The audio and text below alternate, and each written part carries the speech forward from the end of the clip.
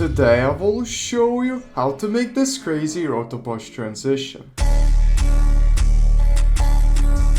Yo, it's Povikas here, and let's begin. Alright guys, so here I have some clips of one and only. You can have whatever clips you want, and what you can do is select your clip and press Ctrl D. And now we can right click on the clip and press pre-compose. And here we can call this to Roto.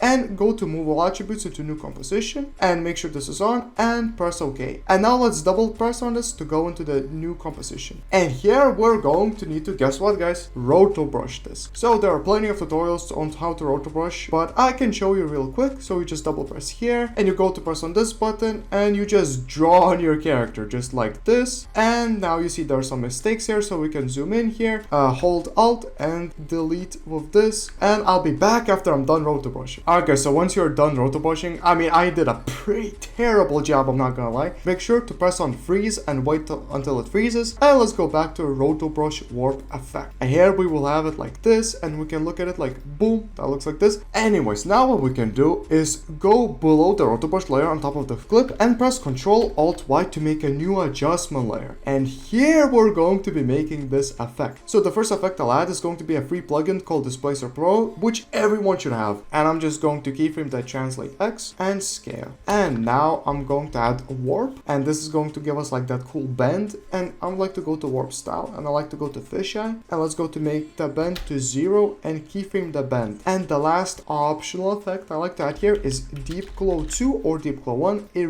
really doesn't matter. I like to make the exposure to start to 0. Now we just made everything to 0, and you might be wondering, okay, so what do we do? Yeah, we go to the ending now. And yeah, here at the ending I like to make the translate X to 34%. And now look how that will already look. It will give us this crazy look, as you can see from the start it just goes in and goes into that. Looks crazy. And yeah, let's just keep going. You can do this or you cannot. I like to make the scale to 31, and here let's go to warp, and I like to make the bend to -100 because this will bend it super much. As you can see, like it bends it like this, you know. And the last thing I like to make is the exposure to 0.12. And now we can press U to see our keyframes that we made. And a quick thing we can do is just select all of the keyframes, press F9, and now let's press on one of the keyframes of Displacer Pro Translate X and go to the graph editor.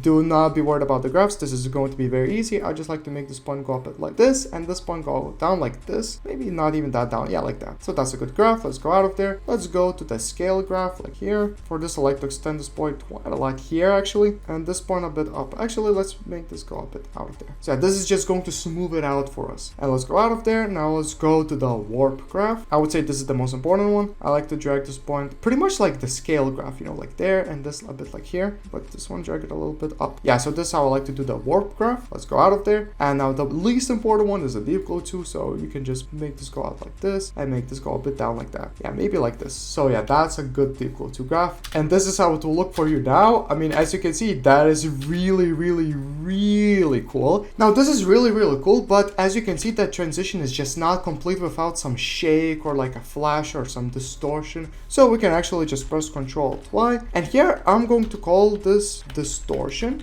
And let's just add some type of a distortion here. So I'm gonna go to animation presets, user presets, and I actually have a perfect solution for this. I'm going to be using my impact presets pack, which has over 25 of these crazy distortions, shakes, flashes, whatever, you know, just absolutely insane effects that you can add to give you impacts or energy. So I'm going to be adding distortion impact because this works fantastically well for these clips. So as you can see, this looks really good. But actually what we can also do is press Ctrl Y and add another one of these effects, because I love to combine these effects. I mean, you can combine so many of these. So for example, one of my favorites to combine is Frame Glitch Chaos, which is also like a kind of like a shake effect. Okay, so once we have combined it, it looks like this, which is actually really nice. And yeah, what I like to do is press Ctrl D to duplicate this distortion and add the distortion at the start of this clip. And here we go. We have made an actually